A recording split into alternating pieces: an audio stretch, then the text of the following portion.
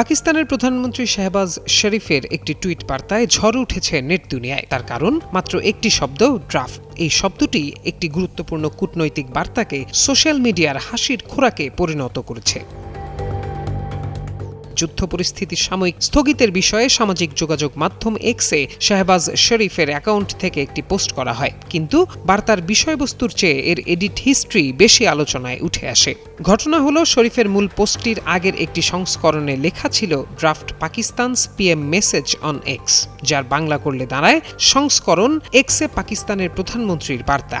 চূড়ান্ত পোস্টে এই অংশটি সরিয়ে দেয়া হয়, কিন্তু এক্সের এডিট ফিচারের কারণে যে কেউ আগের সংস্করণটি দেখতে পাচ্ছিলেন। এতেই বাধে বিপত্তি, কারণ প্রধানমন্ত্রীর অফিসের কেউ এই ড্রাফট লিখে দিলে তিনি লিখতেন মাননীয় প্রধানমন্ত্রীর এক্স পোস্ট। তা না করে পাকিস্তানের প্রধানমন্ত্রীর এক্স পোস্ট লেখায় তা পাকিস্তানের বাইরের কারো লেখা বলেই ধারণা করছেন নেটিজেনরা। নন ইনভার্টার এসির দামে ঘরে আনুন বিদ্যুৎ সাশ্রয়ী ইনভার্টার এসি।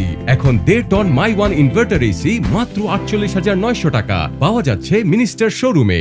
এ বিষয়ে এক্সে এক ব্যবহারকারী লিখেছেন, যিনি একটি টুইট ঠিকমতো পোস্ট করতে পারেন না, তিনি দেশ চালাবেন কিভাবে? আরেকজনের মন্তব্য, শাহবাজ শরীফকে দেখুন, ট্রাম্প যে বার্তা পোস্ট করতে বলেছেন সেটি এক্সে দিয়ে কত খুশি তিনি। এছাড়াও নানা রকম সমালোচনায় ভাসছে পাকিস্তানের প্রধানমন্ত্রীর টুইটটি।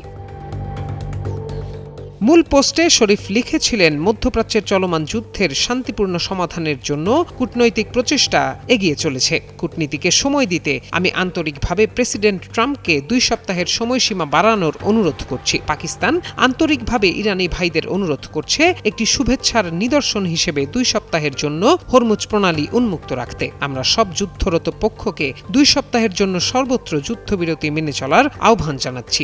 এই ঘটনা এমন এক সময়ে ঘটেছে যখন যুদ্ধ পরিস্থিতি অত্যন্ত স্পর্শকাতর একটি রূপ নিয়েছে।